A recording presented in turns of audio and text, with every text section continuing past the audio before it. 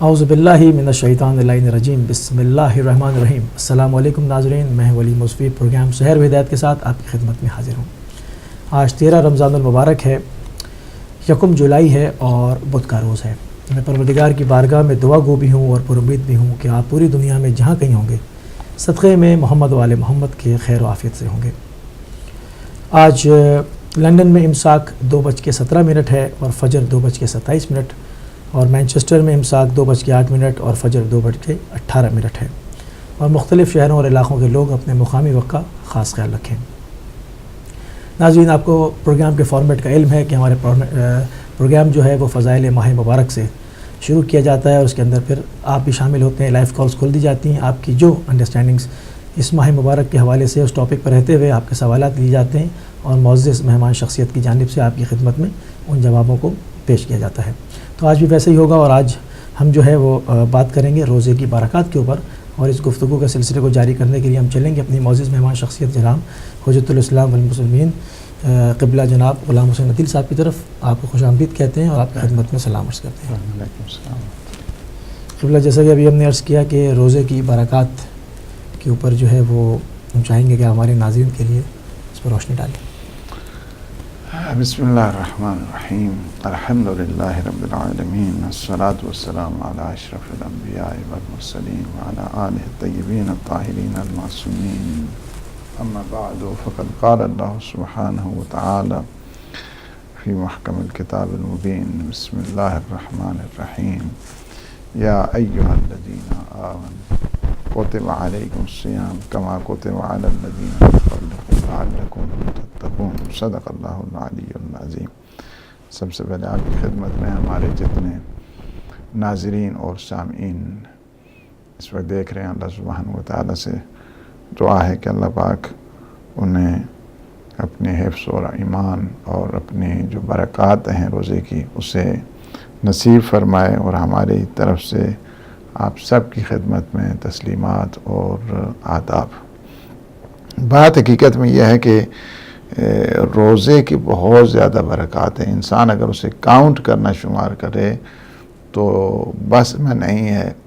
اس دن بھی ہم نے گزشتہ جو سیشن تھا ہمارا، اس میں بھی عرض کیا کہ روزہ ایک بذات خود ایسی عبادت ہے کہ جس سے انسان کو معرفت ہوتی ہے، اور معرفت کے بعد انسان منزل یقین پہ پہنچتا ہے۔ یعنی یہ وہ برکت ہے روزے کی، اور روزے کے ان فوائد میں سے ہے، روزے کے ان اثرات میں سے ہے، یا روزے کی اس فضیلت کے اعتبار سے کہا جائے کہ روزہ رکھنے سے حقیقی معنوں جس سے روزہ کہتے ہیں، روزہ رکھنے سے انسان منزل یقین پر پہنچ جاتا ہے۔ منزل یقین ایک بہت بڑی مسٹیکل سٹیج ہے، یعنی منزل یقین پہ پہنچنا ایمان کے بعد کا درجہ ہے۔ اسلام پہلے ہے، اسلام کے بعد کی منزل ایمان آتی ہے، ایمان کے بعد کی درجہ وہ یقین ہوا کرتا ہے۔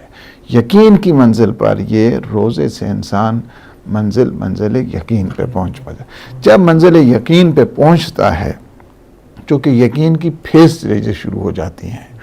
یقین کی جو سٹیجز ہیں، بعض اوقات انسان علم الیقین کی منزل پر ہے، بعض اوقات انسان عین الیقین کی منزل پر ہے، بعض اوقات انسان حق الیقین کی منزل پر ہے۔ تو یہ جو منازل ہیں یہ اسی لحاظ کے ساتھ شروع ہو جاتی ہیں کہ جب ایک انسان روزہ رکھتا ہے۔ کہتے ہیں روایت میں ہے کہ منزل یقین کیا ہے، اس کی مثال میں آپ کو کیسے دے دوں۔ 3 روایتیں ایک ہی مضمون کی ہیں، اور وہ روایتیں اصول الکافی میں ہیں۔ ایک جوان آتا ہے پیغمبر اسلام کے پاس، اور حضور صبح کی نماز کے بعد مسئلے بتاتے تھے۔ دیکھا جوان کہ کم خوابی کی وجہ سے آنکھیں اس کی اس قدر دھس چکی ہیں، کمزور ہے، نحیف ہے، اور اس کا چہرہ اترا ہوا ہے، غم زدہ ہے۔ پیغمبر رحمت ہیں، پوچھا کیف اصبحت یا شاب، جوان تو نے کیسے صبح کی ہے، کیا عالم بن گیا ہے تیرا؟ لیکن جوان دیا عرض کی، یا رسول اللہ اصبحت موقنن، میں نے حالت یقین میں صبح کی ہے۔ یعنی جب یہ کہا کہ میں نے حالت یقین میں صبح کی ہے، حالت یقین آپ اس کو اس طرح لے جائیں چشم تصور کو کہ بارگاہ رسالت ہے، جوان بیٹھا ہوا بعد از نماز پیغمبر اسلام صلی اللہ علیہ وآلہ وسلم مسئلے بیان کرتے، اور رافت پیغمبر، شفقت پیغمبر رحمت ہیں۔ ایک دفعہ جب سوال کیا کیف اصبحت، تو نے کیس حالت میں صبح کی ہے؟ تو جوان نے کہا اصبحت موقنا، میں نے حالت یقین میں صبح کی ہے، یعنی یقین اور سنٹینٹی کی جو منزل ہے اس پر میں ہوں۔ تو حضور نے فرمایا لِكُلِّ شَيْءٍ دَلِيلٌ فَمَا دَلِيلُ لِيَقِينِكَ، ہر چیز کے لیے ایک پروف چاہیے، ایک دلیل چاہیے، تمہارے یقین پہ کیا تمہارے پاس دلیل ہے؟ اس کے بعد شروع کیا یا رسول اللہ میرے یقین پہ پہلی دلیل یہ ہے کہ دنیا و ما فیہا، اس کی مجھے کچھ نہیں ہے، مجھے عالم آخرت میرا سارا ملجا اور ماوا اور مقصد اور منزل آخرت ہے۔ یا رسول اللہ میں عالم برزخ کو دیکھ رہا ہوں، یہ اصول کافی میں ایک ہی مضمون کی 3 روایتیں ہیں، میں عالم برزخ میں ان مومنین کو دیکھ رہا ہوں کہ جو اللہ کی نعمتوں سے سرفراز ہو رہے ہیں، اور میں ان منافقین اور مشرکین کو بھی دیکھ رہا ہوں کہ جو اللہ کے عذاب میں ہیں۔ یا رسول اللہ میں عرش ربی کو دیکھ رہا ہوں۔ اب یہاں پہ انسان خود سوچ سکتا ہے کہ یہ کوئی کسی عام فرد کے سامنے باتیں نہیں ہیں، یہ کوئی قصہ بھی نہیں ہے، کوئی کہانی بھی نہیں ہے، یہ حضور ختمی مرتبت صلی اللہ علیہ وآلہ وسلم کی بارگاہ میں یہ باتیں ہو رہی ہیں۔ اگر ویسی مبالغہ ہوتا، ایگزیجریشنز ہوتی، اور ویسی کہا جاتا ہے ویسی یہ جوان آیا ہے اور کم خوابی میں اس قسم کی باتیں کر رہا ہے، تو حضور خاموش نہیں رہتے۔ حضور فرماتے تم ابھی جوان ہو، تھوڑی اور مراقبہ کرو، تھوڑا اور ریاضت کرو، تھوڑا اور دین کی امور کی طرف جاؤ۔ لیکن حضور نے عجب جواب دیا اور سارے صحابی دیکھ رہے ہیں۔ حضور نے کیا فرمایا اس جوان کے سلسلے میں جو کہتا ہے کہ میں عالم برزخ میں ان مومنین کو دیکھ رہا ہوں جو نعمتوں سے سرفراز ہیں، ان منافقین کو دیکھ رہا ہوں کہ جن پہ عذاب ہو رہا ہے، یا رسول اللہ میں عرش ربی کو دیکھ رہا ہوں۔ تو حضور نے فرمایا، سارے جتنے صحابی تھے مسجد میں، فرمایا کہ ہاذا، یہ ریمارکس ہیں حضور کی طرف سے جوانوں کے سلسلے میں، کہ جوان بھی اس سٹیج، معنوی سٹیج پر پہنچ سکتا ہے کہ جہاں پہ حضور اکرم صلی اللہ علیہ وآلہ وسلم فرماتے ہیں کیا ہے، ھذا عبد نور اللہ قلبہ، یہ وہ بندہ ہے کہ جس کے دل کو اللہ نے نورانی کر دیا ہے۔ یعنی یہ وہ جوان ہے، یہ وہ بندے خدا ہے کہ جس کے دل کو، جس کے قلب کو اللہ نے نورانی کر دیا ہے۔ اس کے بعد جوان نے عرض کی یا رسول اللہ میرے لیے آپ دعا کر دیں۔ میں بتاؤ تیرے لیے کون سی دعا کرنی؟ شاباش بھی دی، سارے صحابیوں کو بھی بتایا کہ ایک جوان معنوی اس لیول تک اور اس سٹیج تک پہنچ سکتا ہے کہ جہاں پہ وہ عالم برزخ، اس دنیا میں بیٹھ کر عالم برزخ کا نظارہ کر سکتا ہے۔ جی یہ کہنے کے بعد اس کے بعد جوان نے کہا یا رسول اللہ میرے لیے آپ دعا کریں۔ کہا کیا تمہارے لیے دعا کروں؟ دست دعا بلند کی، بتاؤ تیرے لیے کیا دعا کروں؟ کہا یا رسول اللہ میرے لیے یہ دعا کریں کہ خدا مجھے آپ کے ہم رکاب شہادت کی منزل نصیب کرے۔ دعا بھی کتنی اس نے؟ جی بس ایک ہی التجا کی ہے۔ پیغمبر اسلام نے دعا کی۔ کچھ ٹائم کے بعد ایک غزوہ ہوا، ایک جنگ ہوئی کہ جس میں تاریخ کہتی 13ویں نمبر پر یا 14ویں نمبر پر یہ جوان تھا کہ جو شہید ہو گیا، شہید ہو۔ تو بات یہ ہے کہنے کی کہ دیکھیں یہ سارے کی ساری جو برکات ہیں روزے کی۔ روزے کی ان برکات میں ایک یہ ہے انسان منزل معرفت پہ ہوتا ہے، اور منزل معرفت کے بعد منزل یقین پر فائز ہو جاتا ہے، یقین کی منزل پر آتا ہے، اور جب یقین کی منزل پر آتا ہے تو پھر اس کی جو دل کی آنکھیں ہیں وہ کھل جایا کرتی ہیں۔ دل کی آنکھوں کو کھولنے کے لیے روزہ ضروری ہے۔ اس وجہ سے چونکہ بعض اوقات انسان آنکھیں ٹھیک بھی ہوں لیکن اس کے باوجود کیا ہے کہ وہ جہات نہ ہوں، ڈائمنشنز نہ ہوں. فرض کیا اس کی مثال مثلا یہ ہے کہ ایک انسان کی آنکھیں بالکل سالم ہیں، صحیح ہے، لیکن کیا ہے کہ سامنے دیوار ہے تو دیوار کے بعد وہ نہیں دیکھ سکتا ہے. آنکھیں انسان کی بالکل ٹھیک ہیں لیکن کیا ہے، روشنی نہیں ہے، اندھیرے میں تو انسان نہیں دیکھ سکتا ہے. تو اس کے لیے کنڈیشنز ہیں، اس کے لیے شرائط ہیں، ان شرائط کو لحاظ رکھنے کی ضرورت ہے. اچھا اگر وہ شرائط پھر اس کے بعد یہ بھی شرط ہے کہ منیمم اینگل سے نہیں ہونا چاہیے، میکسیمم اینگل سے نہیں ہونا چاہیے. انسان کے اس کی آنکھیں دیکھنے کے لیے بھی شرط و شروط ہے. تو یہ ساری شرطیں ہونی چاہیے. نور ہونا چاہیے تب ایک انسان دیکھے گا، مادی حجاب نہیں ہونا چاہیے تب انسان دیکھے گا، منیمم اینگل سے نہیں ہونا چاہیے تب انسان دیکھے گا، میکسیمم اینگل سے انسان نہیں دیکھے گا. تو اسی طرح دل کی آنکھوں کو کھولنے کے لیے روزہ آیا ہے اور کہہ دیا ہے یا ایھا الذین آمنوا کتب علیکم الصیام کما کتب علی الذین من قبلکم لعلکم تتقون. یہ تقوی تمہارے دل کی آنکھوں کو کھولے گا، یہ یقین تمہارے دل کی آنکھوں کو کھولے گا، یہ معرفت تمہارے دل کی آنکھوں کو کھولے گی. تو یہ ہے کہ روزے کے جو فوائد ہیں، برکات ہیں، اس میں یہ ہے کہ دل کی آنکھیں انسان کی سالم ہو جاتی ہیں. انسان کے دل کی آنکھیں وہ کیا بند ہوتی ہیں جب انسان خواہشات کی طرف جاتا ہے، مختلف نفس امارہ کی طرف جاتا ہے. دل کی آنکھیں بند ہو جایا کرتی ہیں جس کی وجہ سے وہ کچھ بھی نہیں دیکھ پاتا ہے. بعض اوقات وہ اتنی اس کی آنکھیں اس طرح غفلت سے بند ہوتی ہیں کہ قرآن خود کہتا ہے کہ ان کی آنکھیں تو ہیں لیکن یہ دیکھتے نہیں، ان کے کان تو ہیں مگر یہ سنتے نہیں، ان کے دل تو ہیں مگر یہ سمجھتے نہیں. یہ وہ ہیں اولئک کالانعام بل ہم اضل سبیلا.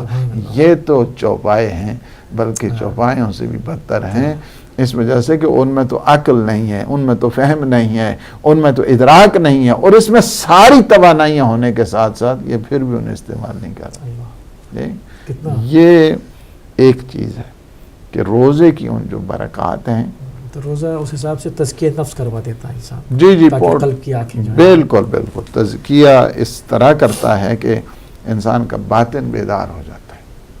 اس طرح یہ روزہ پیوریفائی کرتا ہے.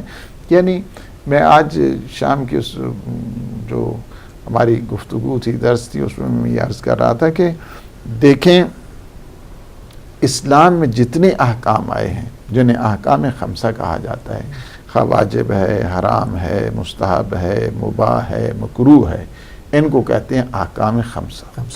اچھا جتنے احکام اسلام نے یہ کہے ہیں یا ہمیں دیے ہیں یہ احکام، ان کا ایک ظاہری فائدہ ہے اور ان کا ایک باطنی فائدہ ہے. یعنی فقط یہ نہیں ہے کہ یہ جتنے احکام ہیں ان کا فقط باطنی ہی فائدہ ہے، معنوی فائدہ ہے، اسپریچول جو ہے نا اس لحاظ کے ساتھ یہ انسان کو بینیفٹس اور جو ہے وہ انسان فائدہ پہنچتا ہے اس کا.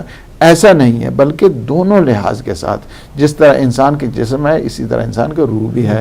تو جتنے بھی احکام ہیں جسمانی اور روحانی دونوں اعتبار کے ساتھ. فرض کیا مثال مثلا جو ہے نا، مثلا کیا ہے کہ آپ روزہ رکھتے ہیں تو روزے کا ظاہری فائدہ بھی ہے، روزے کا باطنی فائدہ بھی ہے.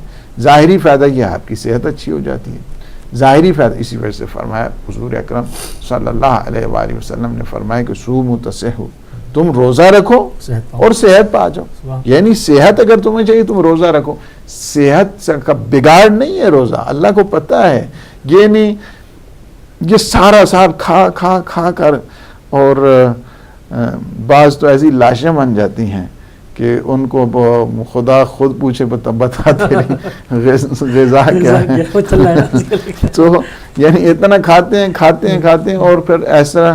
جی لے لیں آپ کا کالر کو شامل کریں گے. السلام علیکم. جی وعلیکم السلام. جی میرا نام حسن ہے. جی حسن صاحب. مجھے مولانا صاحب سے سوال کرنا تھا. جی خوش آمدید کہتے ہیں حسن صاحب، فرمائیے. جی مجھے آپ کا السلام سب سے پہلے السلام علیکم. علیکم السلام ورحمۃ اللہ. جی اب میں سوال یہ تھا کہ بیسکلی میں لندن میں رہتا ہوں، ایسٹ لندن میں، اور مجھے کل جانا ہے ریڈنگ. اوکے کتنے بجے جانا ہے؟ صبح بیسکلی ادھر انٹرویو ہے، صبح 10:15 بجے وہاں پہنچنا ہے. تو واپس کتنے میں جانا ہے اب؟ واپسی کا انہوں نے شیڈول نہیں دیا, اسی کہہ رہا کہ ہو سکتا ٹائم بھی لگ جائے دوپہر, کچھ کنفرم نہیں ہے ٹائم کا. چلو ٹھیک ہے. ٹھیک ہے, دیکھتے رہیے پروگرام. ٹھیک ہے سب بتا دیجیے پلیز. اللہ حافظ. ٹھیک ہے, تھینک یو. دیکھیں ان کا حسن بھائی کا جواب یہ ہے کہ اگر یہ صبح جا رہے ہیں ریڈنگ لندن سے, تو اگر یہ ظہر کی نماز سے پہلے گھر واپس اپنے منزل تک نہیں پہنچتے ہیں یا اپنے شہر کی حد کو نہیں, یعنی جو باؤنڈری ہے اپنے شہر کی اس میں بھی داخل ہو جاتے ہیں زوال تک, تو پھر بھی ان کا روزہ ٹھیک ہے. لیکن اگر ان کو چونکہ پتہ نہیں ہے یہ کب جو ہے وہ واپس آ پائیں گے, اگر زوال کے بعد آتے ہیں گھر پہنچتے ہیں تو پھر ان کا روزہ وہ نہیں ہوگا, روزہ وہ ان کا قصر ہے. قصر ہو جائے گا. جی جی, یہ روزہ پھر بعد میں ماہ مبارک رمضان کے بعد انہیں روزہ رکھنا ہے. کیونکہ ان کا حضور ہے اور انٹرویو ہے, تو ان کے لیے آپشن دوسرا بھی ہے. وہ اگر یہ سمجھتے ہیں کہ واقعاً میں نہیں پہنچ پاؤں گا, تو پھر یہ اپنے شہر کی حد سے باہر نکلنے کے بعد 1-2 کلومیٹر اس کے بعد یہ اپنا افطار کر سکتے ہیں اور دن میں کھا پی بھی سکتے ہیں. اور اس کا یعنی یہ نہیں ہے کہ ان پہ کوئی کسی قسم کی پینلٹی لگے گی, کوئی کفارہ ہوگا. ان کا یہ روزہ سفر کی حالت میں ہے, اور سفر کی صورت میں جب بھی, یعنی یہ بات یاد رکھیں کہ جب بھی 28 مائل 28 مائلز یعنی 45 کلومیٹر جب آنا جانا آپ کو ہو جاتا ہے, تو روزہ آپ کا سفری ہو جاتا ہے, قصر ہو جاتا ہے, روزہ آپ کا نہیں رہتا. تو اگر ایک آدمی کہے کہ نہیں جی میں تو بس کچھ مجھے بھوک نہیں لگتی ہے, پیاس نہیں لگتی, جو کچھ بھی ہے, روزہ نہیں ہے آپ کا, اور آپ کو افطار کرنا چاہیے. اگر کوئی جان بوجھ کر کرتا ہے تو اس نے گناہ کیا ہے. یعنی اللہ نے جب حکم دے دیا, اللہ ہمارے لیے آسانی چاہتا ہے, ہمارے لیے زحمت نہیں چاہتا کہ ہاں جی کسی کی ممکن ہے کہ ایک آدمی کے سلسلے میں وہ برداشت بھی کر لے, اور یہاں پہ مثلا 20 گھنٹے کے بھی روزہ ہے, لیکن اس کے باوجود یہاں پہ وہ کیفیت نہیں جو پاکستان میں, جو کراچی میں ہے, جو باقی جو ہے نا وہ اس مڈل ایسٹ میں ہے, یہ بعض ممالک میں, کہ صبح مثلا 7, 8, 9, 10 بجے ہی انسان کو پیاس شروع ہو جاتی ہے. لیکن یہاں پہ وہ تو نہیں ہے. پھر بھی روزہ نہیں ہوتا ہے, سفر کی حالت میں روزہ نہیں ہے.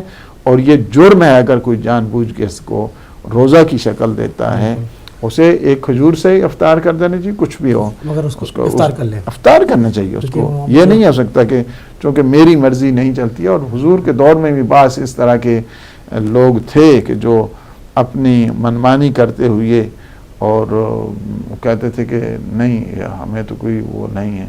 انہوں نے فرمایا نہیں تم افطار کرو. افطار کرنا واجب ہے اور روزہ رکھنا گناہ ہے. یعنی یہ بات یاد رکھنی چاہیے. یہ نہیں ہے کہ اسلام نے کہہ دیا, جو رولز اینڈ ریگولیشن اسلام نے دیے ہیں اس کو فالو کرنے کا نام ہے مسلمان. مسلمان وہی ہوتا ہے کہ جو حضور اکرم صلی اللہ علیہ وآلہ وسلم نے فرمایا اور جو معصومین نے فرمایا ہے ان فرمودات کے اوپر چلے. اپنی مرضی چلانا یہ جو ہے نا حق کی تسلیم اس کو نہیں کہا جا سکتا ہے. مسلمان کہتے ہی اس کو کہ جو سبمیشن کی منزل پر آ جائے. جو تم کو تمہارا رسول دے وہ لو, جس سے روکے رک جاؤ. ہاں, ما آتاکم الرسول فخذوہ وما نہاکم عنہ فانتہوا. جو پیغمبر تمہیں عطا کریں وہ لے لو, جس سے وہ روک دیں اس سے رک جاؤ. روک رہے ہیں مطلب تمہیں عطا کر رہے ہیں کہ قصر ہو گیا تو پھر افطار کرو. جی جی. بلکہ بعض روایات میں یہاں تک ہے کہ حضور نے اس پانی کے جو گلاس تھا جام کو دو صحابیوں کو دکھا کر پیا تاکہ یہ خواہ مخواہ بعد میں جانا یہ رپڑ نہ بناتے ہیں, یعنی اس طرح مشکل نہ بن جائے ان سب کے لیے. تو دکھا کر پیا یعنی تاکہ یہ دیکھ لیں کہ حالت سفر میں روزہ قصر ہو جاتا ہے. اور اسی وجہ سے معصوم نے فرمایا کہ اگر کوئی جان بوجھ کر اس طرح کرتا ہے تو وہ گویا حکم خدا کے خلاف کام کر رہا ہے, اور یہ نافرمانی ہے اور یہ جائز نہیں. خوبصورت. تو ہم واپس چلیں گے اپنے ٹاپک کی طرف. جی, اسی میں یہ کہہ رہا تھا کہ دیکھیں اسلام نے جتنے احکام ہمیں دیے ہیں, فرض کیا یہی ہے روزے کے قصر کا مسئلہ ہے, اس میں ہمارا فائدہ ہے. مثلا جتنے بھی احکام ہیں, احکام ڈیوائن لا جس کو کہتے ہیں, جتنے بھی احکام ہیں ان میں جو اسلام نے کہا ہے کہ یہ تمہارے لیے واجب ہے, تمہیں چاہیے کہ اس کو انجام دو. تو یہ انسان یقین کر لے کہ اس میں ہمارے لیے فائدہ ہے، بالکل اس میں ہمارے لیے فائدہ ہے، اور جس کام سے اسلام کہے کہ اس سے جی آپ لے لیں۔ السلام علیکم السلام علیکم جی، کون صاحب کہاں سے؟ جی کامران بات کر رہا ہوں مانچسٹر سے۔ جی سب سے پہلے تو آپ کو رمضان مبارک، اور مولانا صاحب کو بھی جی اللہ پاک اور ان کو مبارک بہت فرمائے۔ سلام میری طرف سے۔ علیکم السلام۔ میں نے دو سوال آپ سے پوچھنے ہیں، شاید مولانا صاحب سے میری ایک بار ملاقات ہو چکی ہے، ان کو یاد ہو، آزدہ ہیوم میں ہاں آئے بالکل تھے۔ بالکل تو مولانا کیا حال ہے؟ ٹھیک ہے بالکل ٹھیک، ماشاءاللہ بالکل ٹھیک۔ تو آپ کو تو پتہ ہے ہماری سچویشن کا کیا، مجھے پتہ ہے، اللہ پاک انشاءاللہ آپ کو صحت دے، اور آپ کو اللہ نے یہ مکتب نصیب کیا ہے، مبارک بھی ہو انشاءاللہ اس کی بھی آپ کو۔ جی میں بڑے فخر سے کہتا ہوں کہ میں ماشاءاللہ سپاہ صحابہ کا بہت اہم ورکر تھا، اللہ اکبر، تو اللہ تعالیٰ نے مجھے ہدایت دی، تو یہ ہدایت ہی سے ہدایت ملی ہے۔ ماشاء اللہ ماشاء اللہ، اللہ پاک انشاءاللہ خوش رکھے آپ۔ خوش مولانا دو سوال سے مجھے جی، کافی سنی، جو میرے دوست ہیں مجھے وہ ان کو ایکسپلین کرنا پڑتا ہے۔ ایک تو ہم جو وہ سجدہ گاہ پہ سجدہ کرتے ہیں، جی اور ٹھیک ہے، دوسرا جو ہاتھ کھول کے نماز پڑھنے کے، اگر قرآن مجید سے ان دونوں کے بارے میں اگر مزید، تاکہ میں ان کو سیٹسفائڈ مطمئن کر سکوں۔ جی بہت خوبصورت ماشاء جی اللہ۔ بہت شکریہ کیونکہ آپ ان کے کی۔ ساتھ میرا اٹھنا بیٹھنا ہوتا ہے، پھر نماز پڑھنی ہوتی ہے، پھر وہ اس طرح کے سوالات کرتے ہیں میرے سے۔ جی تو میں جی چاہتا ہوں قرآن اور حدیث کی روشنی میں ایک تو سجدہ کن کن چیزوں پر ہو سکتا ہے، اور ہاتھ کھول کر نماز پڑھنے کی قرآن اور حدیث کی روشنی میں۔ آپ کا نمبر مجھ سے چلا گیا ہے، وہ مجھے دوبارہ ٹیکسٹ کر دیں آپ اپنا نمبر، ورنہ اس وجہ سے جو ہے نا وہ آپ کا نمبر نہ ہونے کی وجہ سے وہ ایک دو دفعہ یہ ہو گیا گڑبڑ۔ کیونکہ وہ ہمیں کافی مشکلات کا سامنا، آپ کے سامنے ساری سچویشن ہے، مجھے پتہ ہے، تو ہم یقین کریں بہت چھپ کے اور بہت ہی اپنے آپ کو۔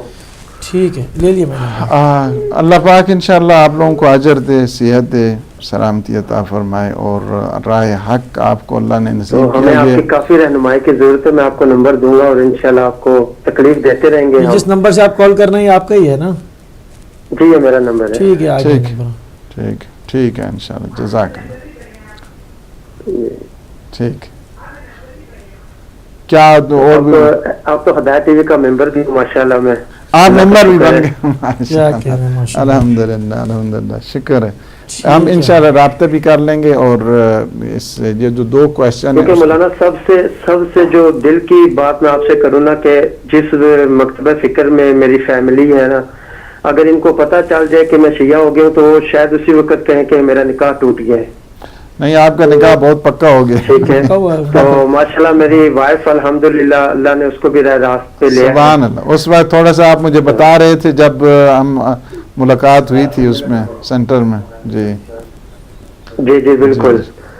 تو بس اسی شچو پنج میں نہ جمعہ پڑھنے جا سکتے ہیں، تو اسی وجہ سے ہمیں رہنمائی چاہیے آپ کی انشاءاللہ، انشاءاللہ تاکہ ہم مزید مستحکم ہو کے اور اپنے دوسرے بھائیوں کو بھی انشاءاللہ ایکسپلین کر سکیں۔ انشاءاللہ لازم طور پہ۔ اللہ پاک آپ کو اجر دے، جی عزیز، اور صحت دوسرا دے۔ میں ایک اور سوال پوچھنا، میں نے ماشاءاللہ حافظ قرآن ہوں، میں نے 12 سال تراویح پڑھائی ہیں، کیا کہنا تو اب میں نہیں جاتا تراویح کے لیے، تو وہ بھی سوال میرے سے کرتے ہیں کہ تراویح کے بارے میں بھی آپ صلی اللہ علیہ وآلہ وسلم سے نہیں، آپ کو انہوں نے پڑھی ہیں، میں کچھ مسائل آپ کی وجہ سے میں آپ کو یہاں پہ بھی دعوت نہیں دے سکا، چونکہ ظاہر ہے کچھ مسائل تھے، اور ہم جانتے ہیں یہ سچویشن جب بن جاتی ہے اور مشکلات بھی پیدا ہو جاتی ہیں، تو انشاءاللہ میں رابطہ کروں گا آپ سے، یہ جو ہے وہ سلسلہ مزید۔ آپ کا نمبر ہے میرے پاس، انشاءاللہ میں آپ کو بھی فون کروں گا۔ جی ٹھیک ہے ٹھیک ہے، جزاک اللہ۔ دیکھتے رہیے ٹیلی ویژن۔ شکریہ شکریہ۔ اللہ حافظ۔ سبحان اللہ، خدا ہدایت دے۔ جی تو یہ الحمدللہ یہ بھی ہدایت کے ان برکات میں سے، آپ پہلے روزے کی برکات دیکھ رہے تھے، اور یہ ہدایت کی برکات ہیں کہ بڑے بڑے یہاں پہ آپ کو پتہ ہے کہ ہمارا ایک سٹاف تھا کہ جو اب میں نام نہیں لوں گا چونکہ آج کل وہیں پہ وہ کام کر رہے پاکستان میں، وہ سپاہ صحابہ کا تھا یہاں پہ، سپاہ صحابہ کے، اور اس کو جو ٹریننگ کرائی جاتی تھی، یہاں ہم لوگوں سے اتنا وہ مانوس ہو گیا کہ اس کے بعد اس نے کہا کہ میں جو سنتا تھا اور مجھے جو کہتے تھے یہ ٹوٹل جو ہے نا وہ دشمنی تھی، آج کے بعد جو ہے نا میں آج کل وہ یہاں نہیں ہے، ہمارے پاس نہیں ہے، لیکن ابتدا میں ہمیں بھی نہیں پتہ تھا کہ وہ اسٹاف، لیکن خود بخود اس نے پھر ایک دم ہمیں آ کے ساری اپنی رویداد سنائی کہ کیا ہوتی ہے، تو ان کی کیا ٹریننگ ہوتی ہے، تو یہ کیا کرتے ہیں، تو کس طرح یہ پار کے بھی سارا ایک سلسلہ تھا. اتنا پروپیگنڈا ہے کہ جی جی جی جی جی. اور اتنی اب مانگیں سب تو سے ہر- زیادہ جو ہمارے پاس ادھر سنی جو ہمارا اسٹاف ہے یہاں پہ اسٹاف، وہ سب سے زیادہ ہم لوگوں سے جو ہے نا وہ مانوس ہوتا ہے، اس وجہ سے کہ کبھی آج تک، حالانکہ سارے تبدیل ہو گئے ہیں الحمدللہ رب العالمین، ہم نے کسی کو نہیں کہا. ایون آپ دیکھیں یہاں پہ اس سے پہلے فاروق تھا یہاں، فاروق کو ہم نے کوئی انفورس نہیں کیا، فاروق نے یہاں پہ دیکھ کے، میں کہتا ہوں پورا یہ جو ہدایت کی ان برکات میں سے، ہدایت اگر فاروق کو 50 مرتبہ قتل بھی کرے نا، 50 مرتبہ بھی، پھر بھی اس کا وہ اجر نہیں دے سکتا کہ جو ہدایت نے اس کو ایک بہت بڑا یعنی جو اس تحفہ طرح دیا سے ہے کہ وابستہ ہو جاتا ہے وہ اس کا یعنی اس جو برکات ہدایت کو کی حاصل جو ہے ہو نا، صحیح بات. اس کی مثال ایسی ہے کہ ایک شخص آیا اور ایک شخص نے آ کر کہا کہ اس نے فلاں آدمی نے میرے باپ کو قتل کر دیا ہے مولا امام سجاد کی بارگاہ میں. صلی اللہ. تو امام نے فرمایا کہ اس شخص کا تمہارے اوپر حق بھی ہے. کہا کہ ہاں ہمارے اوپر حق ہے لیکن اتنا حق نہیں ہے. کہا اس کا حق کیا ہے؟ کہا اس کا حق یہ ہے کہ اس نے ہمیں عقائد سکھائے ہیں، ہمیں دین سکھایا. فرمایا تمہارا باپ کیا ہے، پوری دنیا کو بھی اگر یہ قتل کر دیتا تب بھی اس کا اتنا اجر نہیں بنتا. تم کہتے ہو کہ اس کا حق نہیں ہے. تم ایسے کہو، اس آدمی کو کہا کہ اس طرح کرو کہ پھر میں تمہارے اس سلسلے میں دیت ادا کر دیتا ہوں جو خون بہا ہے، تم وہ اجر مجھے دے دو جو آپ نے قرآن کی تعلیم دی، جو آپ نے عقائد کی ان کو تعلیم. کہا فرزند رسول یہ مجھے قتل کر دیں تو بہتر ہے، میرے پاس تو اور کچھ نہیں، آپ تو زین العابدین ہیں، آپ تو امام سجاد ہیں. اس کے بعد امام نے فرمایا کہ بندے خدا اگر تو اسے معاف کر دے میں تمہیں گارنٹی دیتا ہوں تیرا باپ بھی جنت میں ہوگا، تو بھی جنت میں ہوگا، یہ بھی جنت میں ہوگا. کہا آپ کے صدقے میں اس کو میں نے معاف کر دیا. تو یہ ہے کہ اتنی بڑی بڑی جو برکات ہیں خود ہدایت کی کہ جس کو انسان اس دنیا میں تو نہیں سوچ سکتا ہے. یہ ہمارے بھائی انہوں نے کافی ہم سے بھی جو ہے نا وہ کیا اور استفادہ کرتے رہے، رابطہ رہا. مجھے پتہ ہے ان کا ساری فیملی سچویشن بھی ان کی خبر ہے مجھے. اور الحمدللہ یہ اللہ جب نور کسی کے دل میں، یہی میں نے ابھی آپ کو کہا کہ جوان، یہ بھی جوان ہیں اور 12 سال تراویح پڑھا کر جو ہے نا وہ ابھی تو ریکارڈ ٹوٹ گیا ہے کہ 7 منٹ میں کوئی 23 رکعت کو پڑھا. سمجھ نہیں آیا تو میرے اوپر سے گئی ہے، مطلب باہر کا کس طرح سے اب اس کو انویسٹیگیٹ کرنے کی ضرورت ہے وہ کس طرح کیا اس نے. لگا یہ مسئلہ تو ہے. بجلی کی رفتار تھی، جی تاہی کی تھی، وہ نہیں پتہ چلا. ہاں اور ان کے کوشچن جو ہیں، کوشچن ان کا پہلا تو کہہ رہے ہیں کہ سجدگاہ کا جو میں استعمال کرتا ہوں اس کی دلیل چاہیے. جی جی دیکھیں سب سے پہلی جو بات آپ لے لیں کال میں انشاءاللہ اس پہ کر دیں. السلام علیکم. وعلیکم السلام. جی کون صاحب کہاں سے؟ ہدایت پہ اگر بات کر سکتا ہوں. جی جی آپ ہدایت پہ آپ بات کر رہے ہیں. کون صاحب؟ میں میرا نام میر مختار میر سے ہوں. میر جی صاحب. جی جی السلام علیکم. علیکم السلام ورحمۃ اللہ. جی ماشاء اللہ ماشاء اوکے. اللہ. جی جی فرمائیے. نور کیا ہے اس میں نور کیا ہے کیا قبلہ سورۃ کتاب ہے جو وہ کہ جیسے تو پیدا ہوتے ہو جیسے تم مرتے ہو. جی جی یہ مجھے یاد ہے. جی جی جی بالکل بالکل بالکل. یعنی جس طرح ہم نے تمہیں پیدا کیا ہے، جس طرح تم نے جاننا ہے، جی جی اس طرح میری عبادت کرو. بالکل بالکل. جی میں جی ابھی باہر ہوں دیکھ بنائی میں وہی پتہ ہے. جی جی جی جی ٹھیک ہے. شکریہ آپ کا، بہت شکریہ. جزاک اللہ جزاک اللہ. یہ بھی تبلیغ کا کارخانہ ہے. ماشاء اللہ. وہاں پہ لیڈز میں آتے ہیں جب ہمارے پروگرام ہوتے ہیں تو اس میں تشریف لاتے ہیں. یہ بہت ماشاء اللہ جو ہے وہ اللہ جی اتنے اللہ نے.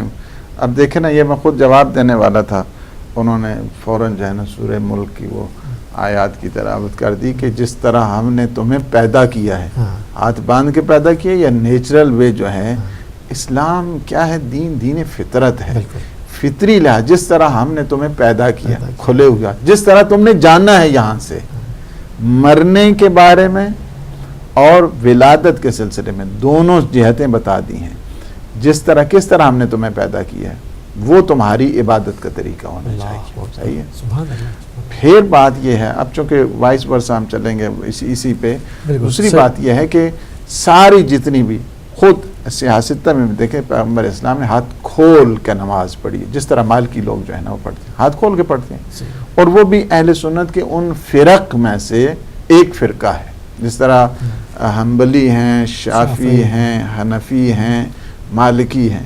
مالکی لوگ کیا کرتے ہیں، جس طرح اہل سنت سے کسی سے بھی پوچھو کہ جو مالکی ہاتھ کھول کے نماز پڑھتے ہیں کیا یہ باطل ہے؟ وہ کہتے ہیں نہیں، باطل نہیں ہے، وہ بھی اہل سنت کے چار جو ائمہ ہیں ان میں سے ایک ہیں، امام مالک، جی امام مالک۔ تو ایسا نہیں ہے، روایات میں یہ ہے، قرآن نے یہ بتا دیا، پیغمبر اسلام صلی اللہ علیہ وآلہ وسلم نے ہاتھ کھول کے نماز پڑھی ہے، اس میں کوئی شک نہیں ہے۔ یہ جو ہاتھ کھول کے نماز پڑھنے کا، ہاتھ باندھ کے نماز پڑھنے کا طریقہ ہے، یہ بعد میں شروع ہوا ہے۔ حضور اکرم صلی اللہ علیہ وآلہ وسلم کی وفات حضرت آیات کے بعد یہ سلسلہ شروع ہوا، حالانکہ پہلی دور خلافت میں بھی نہیں تھا، دوسرے جو ہے نا دور خلافت میں شروع ہوا۔ آپ لے لیں جی۔ السلام علیکم۔ السلام علیکم۔ السلام علیکم۔ وعلیکم السلام ورحمۃ اللہ وبرکاتہ۔ السلام مفتی صاحب، حال چال آپ کے والد محترم ٹھیک ہیں؟ صحت کیسی ہے؟ الحمدللہ۔ غلام حسین صاحب۔ جی غلام صاحب، اور میرا ڈاکٹر غلام صاحب صاحب کو بہت بہت سلام آداب پیش کرتا ہوں۔ تو یہ جو بھائی نے سوال کیا سورہ الاعراف میں بھی ہے، جب تم عبادت کے لیے تیار ہو، مخلص ہو کر اللہ کی عبادت کرو، جس طرح تم دنیا میں آئے ہو اور جس طرح دنیا سے لوٹے جاؤ گے۔ بالکل بالکل، سورہ الاعراف میں بھی ہے، سورہ الاعراف میں ہے، دو جگہ۔ اور میں نے فون کیا تھا بھائی کی والد صاحب کی سماعت داری کے لیے، لیکن میں نے کہا چلو کا بھی حوالہ دے دیں۔ جزاک اللہ، ماشاءاللہ ہمارے بھی کیا بات ہے، ماشاءاللہ، خوش رکھیں، اجر رکھیں انشاءاللہ۔ شکریہ شکریہ۔ تو یہ میں عرض کر رہا تھا کہ یہ پہلے نہیں تھا حضور کے دور میں، حتیٰ کہ جب امیر المومنین علی ابن ابی طالب علیہ السلام نے نماز پڑھائی حضور کے بعد، آپ لے لیں کہا۔ السلام علیکم۔ وعلیکم السلام۔ جی کون صاحب، کہاں سے؟ جی میں عامر بات کر رہا ہوں، عامر صاحب برمنگھم سے۔ ٹھیک، فرمائیے، خوش آمدید کہتے ہیں آپ کو۔ جی میں نے ایک مسئلہ پوچھنا تھا مولانا صاحب سے۔ جی بسم اللہ۔ اصل میں جو ہے نا شادی کر رہا ہوں، ٹھیک ہے، ٹھیک ہے، تو اس بارے میں کرنا تھا کہ جدھر میرا رشتہ ہو رہا ہے نا، ہاں تو ان جو میرے سسر ہیں ان کی ڈیتھ ہو گئی ہے، ٹھیک ہے، تو ابھی جو میری مدر ان لا ہے، ٹھیک ہے، وہ ابھی وہ عدت جو ہوتی ہے وہ عدت میں ہے، ٹھیک ہے، ٹھیک ہے، تو کیا میں ان کے ساتھ بات کر سکتا ہوں؟ وہ میرے سے بات کر سکتی ہیں؟ ملنے کی بات کر رہے ہیں، وہاں جا کے بات کر سکتے ہیں؟ ٹھیک ہے، جی جی جی، شادی کے ویسے بات ہمارے رشتے کی چل رہی ہے، تو مسئلہ یہ آ رہا ہے کہ ہم نے شادی کرنی ہے، انہوں نے اپنی بیٹی کی، کیا وہ میرے سے مل سکتی ہیں؟ ٹھیک ہے ٹھیک ہے، آپ پروگرام دیکھتے رہیں، بات کریں۔ جزاک اللہ۔ تو اس سیکوینس میں ہم سوالوں کو لے کے ٹائم بھی اتنا جو ہے نا وہ نہیں ہے، تو یعنی یہ جو سلسلہ ہاتھ باندھنے کا یہ پیغمبر اسلام کے دور میں نہیں تھا، پیغمبر اسلام حضرت ابوبکر کے دور میں بھی یہ نہیں تھا، یہ سلسلہ جو شروع ہوا ہے حضرت عمر یعنی دوسری دور خلافت میں آ کے شروع ہوا، اور بعد میں یہ چلتا رہا، پھر حضرت عثمان کا دور آیا اس میں بھی یہ چلتا رہا، اور پھر جب امیر المومنین کا دور آیا تو وہ سلسلہ اسی وجہ سے بعض جو صحابی جب نماز پڑھائی ہے تو کہا آہا آج تو پیغمبر کی نماز یاد آ گئی، یعنی اس قدر تبدیلی آ چکی تھی ماحول میں، اس ماحولیات میں، کہ آج انہوں نے کہا، صحابیوں نے کہا کہ یہ کون سی نماز؟ کہا یہ نماز پیغمبر کے زمانے کی نماز ہے، یہ وہ ہمیں یاد آ گئی۔ امیر المومنین ہاتھ کھول کے نماز پڑھا کرتے تھے، امام حسن مجتبیٰ ہاتھ کھول کے نماز پڑھتے تھے، امام حسین علیہ السلام ہاتھ کھول کے نماز پڑھتے تھے، جتنے ائمہ ہیں مہدی دوران تک سارے کے سارے ہاتھ کھول کے نماز پڑھتے ہیں، یہ بات تو ہے مسلم، احادیث میں بھی ہے اور روایات میں بھی ہے اور قرآن میں بھی ہے، جو نیچرل وے ہے وہ بتا دیا گیا۔ جہاں تک سجدگاہ کی بات ہو رہی ہے کہ سجدگاہ دیکھیں، اس میں قرآن نے بھی کہہ دیا کہ تراب کو ہم نے، اس زمین کو تمہارے لیے ہم نے مسجد قرار دیا، قرآن کی جو ہے نا آیت، یعنی اس زمین کو، اس ارض کو ہم نے تمہارے لیے مسجد قرار دیا، زمین کیا ہے تمہارے لیے مسجد. حالانکہ کچھ چیزیں جو ہے نا ہمیں کوشچن کرنی چاہیے تھے, لیکن وہ ہم پہ کوشچن کرتے ہیں, عجیب و غریب. ہم جو ہے نا ہمیں پوچھنا ان سے یہ تو کپڑے کے اوپر کیوں پڑھتے ہو نماز؟ پیغمبر نے تو نہیں پڑھی تھی. جی بات تو یہ ہے, زمین پہ سارے جتنے فقہا ہیں, خواہ سنی ہیں خواہ شیعہ ہیں, سب نے کہا ہے کہ خاک کے اوپر سجدہ کرنا سب سے بہتر ہے, سب سے اولا ہے. اور کیا ہے خاک وہ کہ جو ساری جتنی دنیا کی زمین ہے سب سے جو بہترین خاک ہے کہ جسے خاک شفا کہتے ہیں وہ کربلا کی. صحیح ہے. اگر کوئی مدینے کی مٹی لے لے اور کوئی مثلا نجف کی مٹی لے لیتا ہے اور خراسان کی مٹی لیتا ہے امام رضا علیہ السلام کی, یا مثلا سامرا سے لے لیتا ہے یا کاظمان سے لیتا ہے, ان سب سے جو افضل مٹی ہے کہ جس کو خاک شفا کہا جاتا ہے وہ کربلا کی ہے. اس وجہ سے چونکہ جس میں خون شہداء شامل ہو, اس مٹی پہ جب انسان سجدہ کرتا ہے ظاہر ہے اس کا کیف اور ہوتا ہے, اس کا سرور ہوتا ہے, اس میں اور زیادہ کیفیت پیدا ہوتی ہے جب سید الشہداء امام حسین علیہ السلام کی بارگاہ کی وہ مٹی ہوا کرتی. اس وجہ سے یعنی ہمارے چونکہ لوگوں کو ایک کنفیوز کرنے کے لیے, مغالطہ دینے کے لیے, ہاں جی یہ دیکھو ہم اس سجدگاہ کو سجدہ نہیں کرتے ہیں, یہ جو سجدگاہ ہم رکھتے ہیں اس پر سجدہ کرتے ہیں, اس کو سجدہ نہیں کرتے. اگر یہی کوشچن تو آپ سے بھی کیا جا سکتا ہے کہ آپ اس جائے نماز کو سجدہ کر رہے ہیں, خدا کو نہیں, تو یہ بھی شرک ہے. یعنی کیا ہے, مٹی سے ہمیشہ شیطان کا بیر رہا ہے, اور ہمیشہ جب بھی مٹی کی بات آتی ہے اور سجدے کی بات آتی ہے تو وہ اس سے اس کی آتشین مزاجی جو ہیں اسے قطعاً روکتی ہے. تو بات یہ ہے کہ سب سے افضل, سارے فقہا سنی ہیں شیعہ ہیں سارے یہ کہتے ہیں سب سے افضل سجدہ انسان کا مٹی پہ ہوتا ہے. اور کیا ہے, مٹی سب سے زیادہ اہم اور سب سے زیادہ بافضیلت جو مٹی ہے وہ کربلا کی ہے. اس وجہ سے ہم اس پہ سجدہ کرتے ہیں. سبحان اللہ. میں کال کو شامل کروں. السلام علیکم ورحمۃ اللہ. اچھا دوسرا سوال ان کا تھا کہ انہوں نے کہہ رہے تھے کہ 12 سال سے تراویح پڑھائی, تو تراویح کو تھوڑا ایکسپلین کر دیں. تراویح بھی دیکھیں پیغمبر اسلام کے دور میں نہیں تھی, اور یہ بھی بعد میں ہے کہ جس طرح سے بخاری میں بھی ہے کہ یہ جو ہے وہ بعد کی انوینشن ہے, اور اس میں یہ ہے کہ یہ بدعت حسنہ ہے جس طرح کہا گیا ہے. یعنی اگر پیغمبر کے دور میں ہوتی تو اس کو بدعت نہیں کہتے ہیں. بدعت اسی کو کہتے ہیں کہ ادخال ما لیس من الدین فی الدین, کہ جو چیز دین میں نہیں ہے اس کو دین کے اندر جو ہے نا وہ شامل کر دیا جائے. پیغمبر اسلام نے کوئی تراویح نہیں پڑھائی ہیں, اور یہ بعد میں حضرت ابوبکر کے دور میں نہیں تھا, حضرت عمر کے دور میں یہ شروع ہوا, جو سسٹمیٹک انداز کے ساتھ یہ جو تراویح کا سلسلہ ہے. ہمارے ہاں 1000 رکعت نماز پڑھنا ماہ مبارک رمضان میں مستحب ہے, اور سارے مومنین جو بڑے بڑے اللہ کے صالحین بندے ہیں وہ کئی ہزار جو ہے نماز پڑھتے ہیں, لیکن جو مستحب نمازیں ہمارے جماعت کے ساتھ نہیں ہیں. 1000 رکعت ہمارے ہاں مستحب ہے کہ ماہ مبارک رمضان میں نماز نافلہ اور سنت کے طور پر پڑھی جائے, مستحب کے طور پر پڑھی جائے, لیکن وہ جماعت کے ساتھ نہیں ہے. یہ جو سلسلہ ہے ابوبکر کے دور میں پھر خلافت جو پہلی ہے اس دور میں بھی نہیں تھا. یہ جو سلسلہ شروع ہوا ہے سسٹمیٹک انداز کے ساتھ اور اس پوری کمپین کے اعتبار کے ساتھ, اور اب تو اس حد تک بڑھا دیا گیا کہ اگر کوئی تراویح نہیں پڑھتا ہے تو اس کے روزے بھی چلے جاتے ہیں. ایسی کوئی بات نہیں ہے. یہ بھی اس دور میں ہوا, اور ہاتھ باندھنا بھی اسی دور میں ہوا ہے. جی جناب ابو بکر کے دور میں نہیں تھا. نہیں اس میں نہیں تھا. یہ سارا سسٹم جو ہے نا وہ سسٹمیٹک انداز کے ساتھ جو شروع ہوا ہے حضرت عمر کے دور میں شروع ہوا ہے. ٹھیک ہے. کہ آخری سوال ہے عامر صاحب کا برمنگھم سے, انہوں نے کہا کہ شادی کی سلسلہ. اچھا السلام علیکم. وعلیکم السلام. موسی بھائی کیسے ہیں آپ؟ وعلیکم السلام. نقوی صاحب خوش آمدید. قبلہ آپ کو بھی سلام ہو. وعلیکم السلام. قبلہ بھائی آپ تراویح کی بات کر رہے تھے تو میں ایک چھوٹا سا سوال اسی بھی آپ سے پوچھنا چاہتا ہوں کہ پاک رسول صلی اللہ علیہ وسلم کے متعلق تو آپ لوگ یہی کہتے ہیں نا کہ جو اللہ کہتا ہے وہ وہی کرتے ہیں, اور وہی کہتے ہیں, اپنے پاس سے کچھ نہیں کہتے ہیں.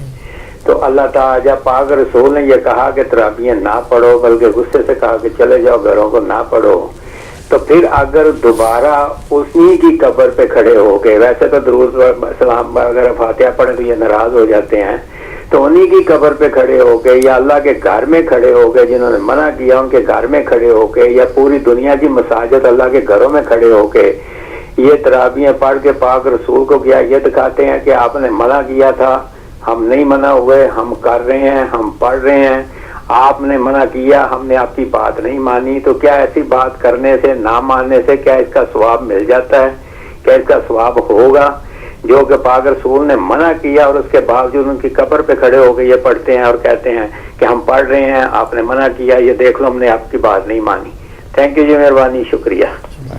خیال میں پہلے نقوی صاحب کو یہ جواب دے دیتے ہیں۔ جی نقوی صاحب وہی چل رہی ہے بات یہ ہے کہ تراویح جس کو کہتے ہیں، تراویح وہ جو اس آپ لے لیں۔ السلام علیکم ورحمۃ اللہ، کون صاحب کہاں سے؟ جی آپ ٹیلی ویژن سیٹ سے مت سنیں، آپ فون پہ بات کیجئے پلیز۔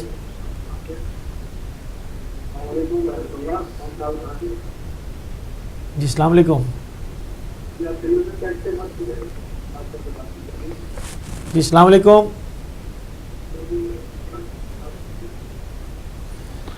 چلیں، تو بات یہ ہے کہ جو تراویح کا مسئلہ ہے یہ بعد میں شروع ہوا ہے، جو اس انداز کا اب تو اتنا کمرشل کر دیا ہے، کراچی میں 3 دن میں پڑھا دیتے ہیں پوری کی پوری۔ اب جو بزنس کمیونٹی ہے وہ تو ظاہر ہے کہ آ نہیں سکتی، ہر روز گھنٹے تو کھڑی نہیں ہو سکتی ہے، لہٰذا ان کو 2-3 دن ہی میں جو ہے 3 دن میں پورے طریقے سے ان کو فارغ کر دیا جاتا ہے تاکہ وہ اپنے کام کاج کریں۔ اسلام زحمت کا مذہب نہیں ہے، اسلام مشکل مذہب نہیں ہے، اسلام نے انسان کی اس کو حتیٰ کہ جو فزیکل سٹیٹ ہے اس کو بھی رکھا ہے۔ اگر ایک حتیٰ شخص روزہ نہیں رکھ سکتا ہے، اسلام نے کہا کہ من کان مریضا او علی سفر فعدۃ من ایام اخر، یہ بتایا گیا ہے کہ اگر تم سفر پہ ہو، مریض ہو، روزہ نہ رکھو۔ اسلام نے تو یہاں تک کہہ دیا۔ اب ایک آدمی کو گھنٹے اس طرح جو ہے وہ کھڑے کر کے، ٹھیک ہے وہ اپنا اس طریقے کے ساتھ کر رہے ہیں، لیکن اس کو ہمارے اس لحاظ کے ساتھ نہیں کہا جا سکتا ہے کہ وہ عبادت کے جو مستحب ہے اس کو آپ اس طرح جماعت کے ساتھ انجام دیا جائے۔ اور حکم وہی ہے کہ جو پیغمبر اسلام صلی اللہ علیہ وآلہ وسلم کا ہے۔ اگر یہ اتنا ہی عام ہوتا تو پیغمبر خود ہی پڑھاتے، اور پوری زندگی گزری ہے پیغمبر اسلام کی۔ اور اس کے بعد اگر آپ دیکھیں امیر المومنین کا جب دور آیا تو وہ نہیں ہے، وہ سارا سلسلہ ختم ہو گیا، ٹھیک ہے، لیکن جو بعض کے سلسلے تھے وہ اب تک جو ہے نا وہ باقی ہیں۔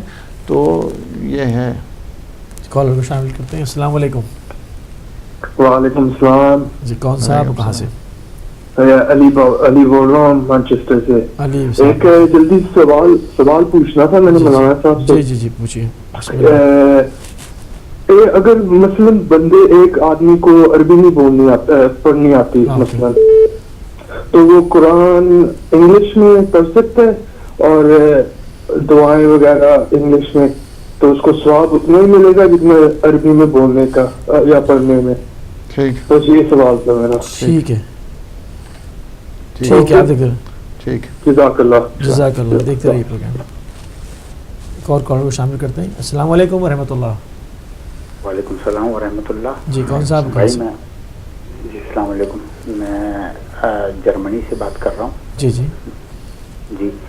اور میرا نام کامران نقوی ہے۔ ٹھیک ہے، مولانا صاحب سے بات کرنی تھی، ایک سوال پوچھنا۔ جی بسم اللہ، آپ بات کر رہے ہیں، فرمائیے۔ جی السلام علیکم۔ علیکم السلام۔ رمضان کے اندر جو یہ لوگ تراویح پڑھتے ہیں، جی تراویح کہہ رہا ہوں، اعتکاف جو رکھتے ہیں، اس کی پلیز ڈیفینیشن بتا دیے گا، اس کا کیا طریقہ کار ہے اور کیوں رکھتے ہیں؟ ٹھیک ہے، بہت شکریہ۔ ٹھیک ہے جی، تراویح کا مسئلہ تو حل ہو گیا ہے۔ تراویح مسئلہ پیغمبر اسلام میں نہیں تھا، یہ بعد میں ہوا ہے، اور اس کو بعد میں اسی وجہ سے بدعت حسنہ کہا گیا کہ بہت ماشاءاللہ کافی اچھی بدعت ہے یہ، اور یہ سلسلہ آج تک جو ہے نا جاری اور ساری ہے۔ ہمارے یہاں مستحب نماز جو ہوا کرتی ہے وہ جماعت کے ساتھ نہیں ہے۔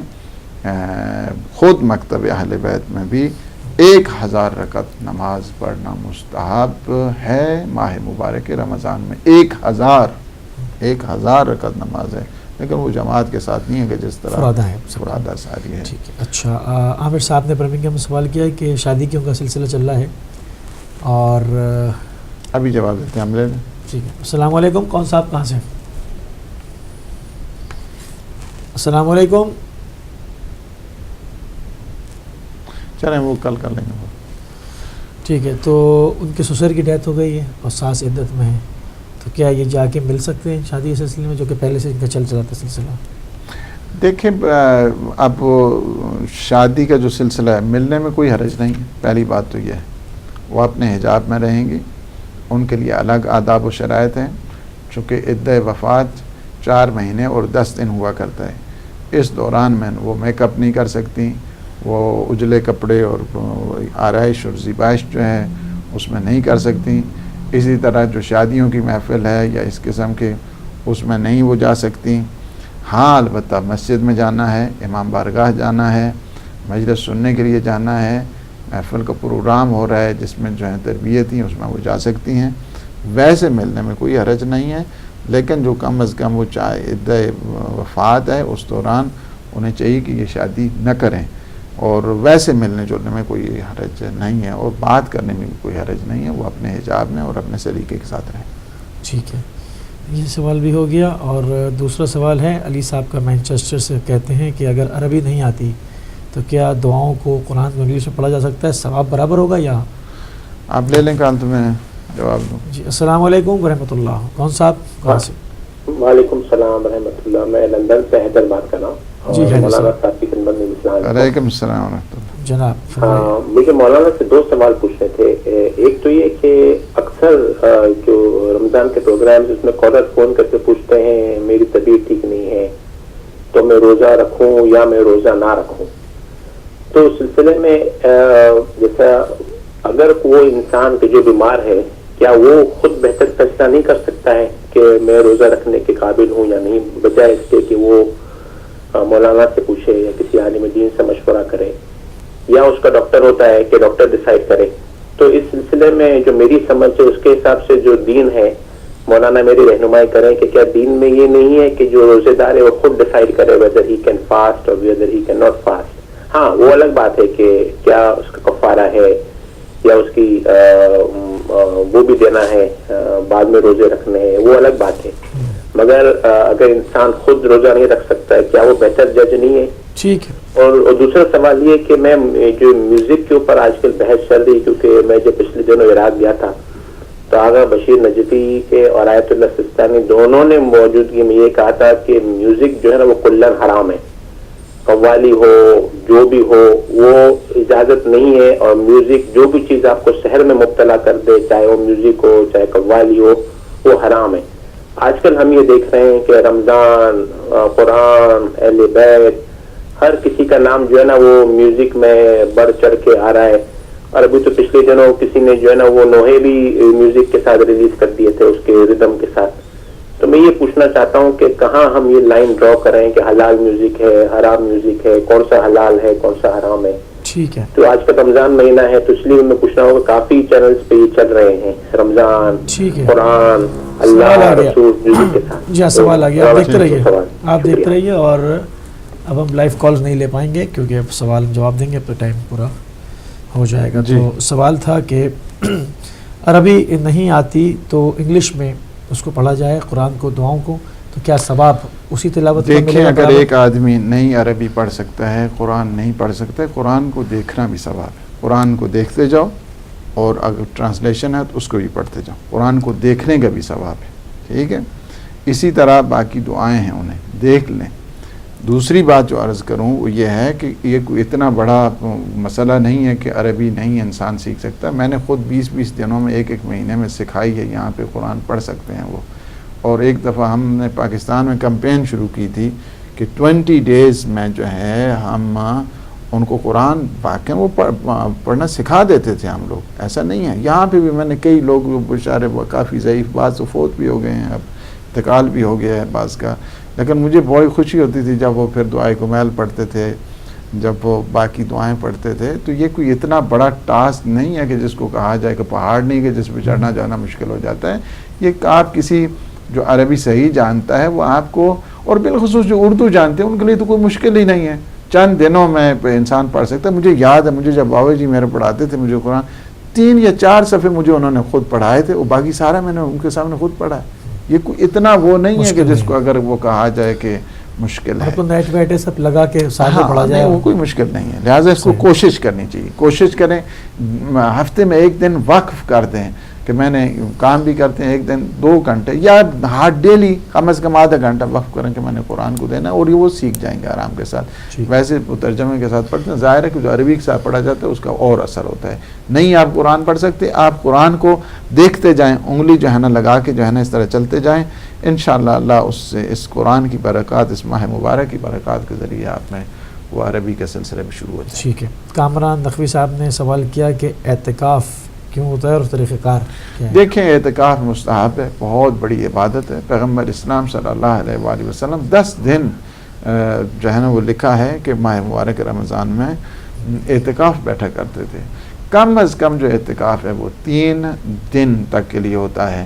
ہماری جو تفسیر المرجان آئی ہے یہ اسی اعتکاف کے مسئلے پہ اینڈ ہوا ہے، اس دوسری جلد کا. ایک پوری ہم نے اس میں ڈسکشن کی ہے آیات کے ساتھ، روایات کے ساتھ، اور اس کی پورا ڈیفائن کیا ہے کہ اعتکاف کا مفہوم کیا ہے، اعتکاف کا معنی کیا ہے، کتنے دن ہونا چاہیے، کہاں پہ ہونا چاہیے، اور اس کا اجر کیا ہے، اس کا ثواب کیا ہے. لیکن منیمم 3 days جو ہے وہ اعتکاف ہوا کرتا ہے. ہر تیسرا دن واجب ہو جاتا ہے. فرض کیا کہ اگر کوئی 20 کو بیٹھا ہے تو 20، 21 اور 22واں دن جو ہے نا پھر واجب، ہر تیسرا دن واجب ہو جاتا ہے. ایک اعتکاف کا جو ہے 3 دن اس کا ثواب ایک عمرے کے برابر ہوا کرتا ہے. بہت زیادہ جو ہے نا ثواب ہے خود اعتکاف کا، اور میں خود کئی دفعہ بیٹھا ہوں اعتکاف، تو لہٰذا اعتکاف کے بعد انسان کو بہت زیادہ برکات ہوا کرتی ہے. ماشاءاللہ. اچھا، حیدر صاحب نے لندن سے سوال کیا کہ جو کالر عموماً ٹیلی ویژن پہ پوچھنے ہیں تو وہ ان کو کہ ہماری طبیعت صحیح نہیں ہے، تو بہتر تو انسان جج خود ہوتا ہے کہ فیل کرے. وہ کہتے ہیں کیا وہ خود اس کو فیل نہیں کر سکتے یا وہ اپنے ڈاکٹر ایڈوائز نہیں کرتے؟ وہ علماء سے کیوں پوچھتے ہیں کہ ہم روزہ رکھیں؟ پوچھنے میں کوئی حرج نہیں ہے. لوگ مانوس ہوتے ہیں ہم لوگوں سے، اس وجہ سے وہ پوچھتے رہتے ہیں سوال. لہٰذا ان کو یہ نہیں کہنا چاہیے کہ وہ کیوں پوچھتے ہیں. پوچھنا چاہیے کہ میری اگر طبیعت ٹھیک نہیں ہے، ہم لوگ اس کو بتائیں گے، پھر جو بھی کالر ہو گیا انہیں بتائیں گے کہ اگر کس صورت میں آپ کو ڈیفائن کر کے بتائیں گے نا صورتحال. اگر آپ یہ ہے کنٹرول نہیں کر سکتے ہیں اور آپ کی صحت اجازت نہیں دیتی ہے، ڈاکٹر ہم ہی لوگ بتائیں گے کہ ڈاکٹر اگر آپ کو کہے گا، ڈاکٹر تو وہ فتویٰ نہیں دے گا، ہم لوگ اس کو جو ہے جسٹیفائی کریں گے. تو آپ کی صحت ٹھیک نہیں ہے، اجازت نہیں دے رہی ہے، تو ان کو اطمینان چاہیے. جو کالر چاہتے ہیں ہمارے پاس، وہ انہیں پیس آف مائنڈ چاہیے ہوتا ہے. اس لیے وہ آ کر نہیں رکھ سکتا وہ کسی صورت نہیں رکھے. جس نے وہ اپنا ہر روز ورنہ ایک آدمی ڈیسائیڈ کرتا رہے تو وہ تو سارا سلسلہ ہی ختم ہو جائے گا. لہٰذا ہم خود ہی ان کو کہیں گے کہ یہ صورتحال ہے تو پھر آپ روزہ نہیں رکھیں. اچھا، اور آخری سوال ان کا یہ تھا، ایک سوال اور کہ آغا بشیر نجفی اور سید سستانی نے جو میوزک کو کلن حرام دیا. اب دیکھیں یہاں پہ اب میرے پاس ٹائم نہیں ہے کہ ہم چونکہ ٹائم ختم ہو گیا اس کا سحری کا. یہ میوزک ایک بہت ہی بڑا اس وقت اگر چیپٹر بھی ہے، اور ایک اس پہ اگر دیکھیں خدا نے توفیق دو ایک مفصل پروگرام اس میوزک کے اوپر کہ جو میوزک ہے کون سی صورت میں حلال ہے، کون سی صورت میں حرام ہے. یہ تو میں آپ کو ڈیفینیٹلی کہہ دوں کہ کچھ میوزک ہیں کہ جو بالکل ہی حرام ہیں، اور کچھ میوزک جو نیچرل، جس کو میوزک کہا جاتا ہے نیچرل میوزک، وہ ڈیفینیٹلی حلال ہیں. اس میں کسی قسم کا، پرندوں میں بھی ایک ہوتی ہے، پتوں میں بھی جو ہے وہ ہوتی ہے، لہن ہوا کرتی ہے، دریا میں بھی ہوا کرتی ہے. کچھ نیچرل جو میوزک ہیں وہ نیچرل میوزک وہ ڈیفینیٹلی حلال ہیں، اور کچھ میوزک ایسے ہیں کہ جو ڈیفینیٹلی حرام ہیں. جو رمضان کے ساتھ میوزک آ رہی ہے جیسے دف بج رہی ہے، دف کو حرام نہیں کیا جا سکتا ہے. اور جہاں تک ہے کہ وہ میوزک حرام ہے کہ جس میوزک میں 3 چیزیں جو ہے نا وہ پائی جاتی ہیں. ایک یعنی اس قسم کا ہو کہ وہاں پہ ڈھول ڈمکے ایسے چل رہے ہوں کہ جہاں پہ مجلس یہ آیت اللہ العظمیٰ خوئی کا ہے، پھر اسی طرح امام خمینی کا ہے، اسی طرح باقی جو مراجع ہیں ان کا بھی ہے. 3 شرطیں اس میں یہ منہاج الصالحین میں بھی ہے جس سے میں ابھی کوٹ کر رہا ہوں. تو انہوں نے 3 شرطیں وہاں پہ، امام خمینی کا بھی نظریہ وہ بھی یہی ہے کہ 3 شرطیں اگر اس میں پائی جاتی ہیں، اس میں ان ڈیٹیل گفتگو چاہیے. یہ کوئی 5-7 منٹ کی گفتگو سے مسئلہ حل ہونے والا نہیں ہے. یہ تو ایک پینل بیٹھے ڈسکشن کرے اور پورا جو ہے مغز لگا کر اور بہترین انداز کے ساتھ شستہ اور پختہ گفتگو ہونی چاہیے کہ میوزک جو ہے نا کون سا میوزک جو ہے نا حرام. وہ میوزک حرام ہے 3 شرطیں اس میں ہیں.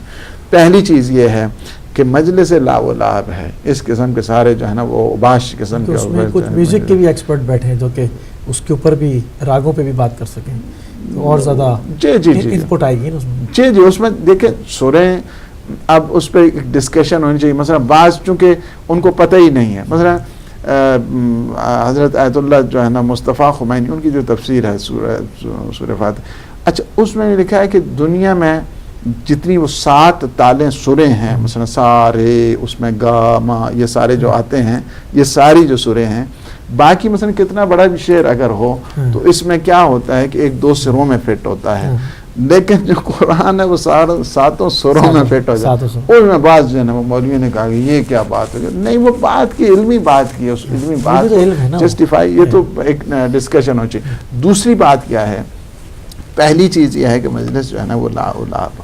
دوسری بات یہ ہے کہ انسان کے جو احساسات ہیں اس کے بعد وہ غلط کام کی طرف جائیں, جذبات جو ہیں جی اس کے. تیسری بات جو ہے نا ترجیح اور صوت, جس طرح نے کہا کہ گلے میں خوب پھرا رہے ہیں اور یہ جو ہے نا ساری صورتحال ہے, تو اس صورت میں جو ہے نا وہ جائز نہیں ہے. لیکن میں یہ کہوں گا کہ اس پہ پوری ڈسکشن جو ہے وہ چاہیے, تھارولی ڈسکشن کی جائے, اس کو ڈیفائن کیا جائے اور بہترین انداز کے ساتھ سلجھا کے اس میں بات کرنے کی ضرورت ہے. میوزک کو اتنا وہ نہیں ہے مسئلہ کہ یعنی مطلقاً حرام نہیں ہے اس کے اندر, نہیں, جو نیچرل میوزک ہے وہ جائز ہے, اور جو بعض جو ہے نا وہ بالکل جائز نہیں, جس طرح میں نے 3 چیزیں بھی کہی ہیں. اور ایک درمیانی ہے کہ جس پہ ڈسکشن چاہیے فل طریقے سے, جو ہے نا ایک پینل بیٹھا ہو, ایکسپرٹ بیٹھے ہوں, اور اس میں جو ہے بات کی جائے. بہت خوبصورت گفتگو رہی آج کی, اور لائف کالز بھی روکنی پڑی کیونکہ معاملہ آگے سحری کا ہے اور پروگرام کو ختم کرنا ہے. ہم شکر گزار ہیں, مشکور ہیں, ممنون ہیں کہ آپ نے اس وقت جو ہے اپنا قیمتی ٹائم دیا ہمیں. اور ناظرین اسی کے ساتھ جو ہے وہ ہم آپ سے اجازت چاہتے ہیں, اور کل انشاءاللہ اگر زندگی رہی تو دوبارہ جو ہے وہ افطار اور سحر کی ٹرانسمیشن میں ملاقات ہوگی. جب تک مجھے اور ڈاکٹر صاحب کو اجازت دیجیے. السلام علیکم ورحمۃ اللہ وبرکاتہ.